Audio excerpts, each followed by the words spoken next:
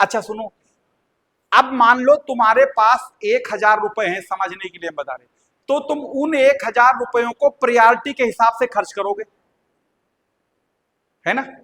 कि पता लगा उसमें से मान लो घर से जो पैसे मिले उसे प्रायोरिटी पर तो खर्च करते हो। अब तुम्हारी प्रायोरिटी हो सकती है किताबों की, किसी की प्रायोरिटी हो सकती है बाबू सोना की, तो वो अलग बात है, किस पर क्या खर्च करते हो वो बात की बात है, हम उस पर नहीं जाने, हम इस पर बात करें। यानी अब इसी तरीके से फसलों की और मिट्टी की भी कॉम्बिनेशन होता है, हर एक फसल को हर एक मिट्टी में नहीं बोया जा सकता है। जैसे कपास के लिए सबसे बेहतर कौन सी है? काली। इसी तरीके से जितने आपके मिलेट्स जिसे मोटे अनाज बोलते हैं, ये सबसे ज्यादा लाल मिट्टी में होते हैं, बस एक लाइन में। वजह मालूम क्या है? ये जैसे फकीर ना रोड पर मिलता है, दे उसका भी भला न दे उसका भी भला, बरस जाए पानी ठीक, नहीं बरसा तो भी ठीक, यानी कुछ तो होंगे। अगर यहां पर मान लो काले, यानी तुम अगर गन्ने को डेजर्ट वाली राजस्थान में उगा दोगे तो उसे चाहिए पानी बहुत, तो पता लगा वहां तो होना नहीं।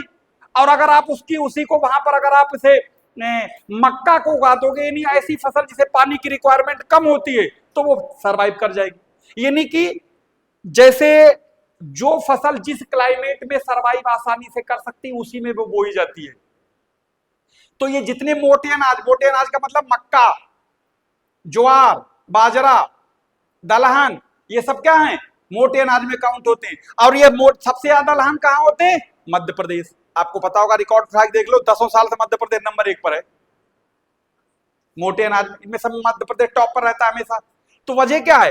इस पूरे एरिया में या इस खास तौर से नीचे वाले हिस्से में जो लाल मिट्टी जहां जहां होती है, तो वहां ये मोटे अनाज इसलिए क्योंकि ये मिट्टी ये ऐसी फसलें हैं, इनको बहुत ज्यादा डेंट पेंट की जरूरत नहीं होती, जिसे गेहूं को, चावल को, गन्ने को, सोयाबीन को, कपास को चाहिए होती बहुत ज्यादा मिट्टी भी दमदार, पानी भी दमदार, फर्टिलाइजर भी ठीक चाहिए इनके लिए वही बात है, फकीर की तरह दे उसका भी भला न दे उसका भी भला, बरसात हो गई ठीक, ना हो गई फिर भी कुछ तो होंगे। अब गन्ने को राजस्थान में बो दोगे, गन्ने को अगर चावल को राजस्थान में बोगे, जितना बीज डाला वही नहीं लौटेगा, बात प्लस छोड़ दो, खत्म, जीरो।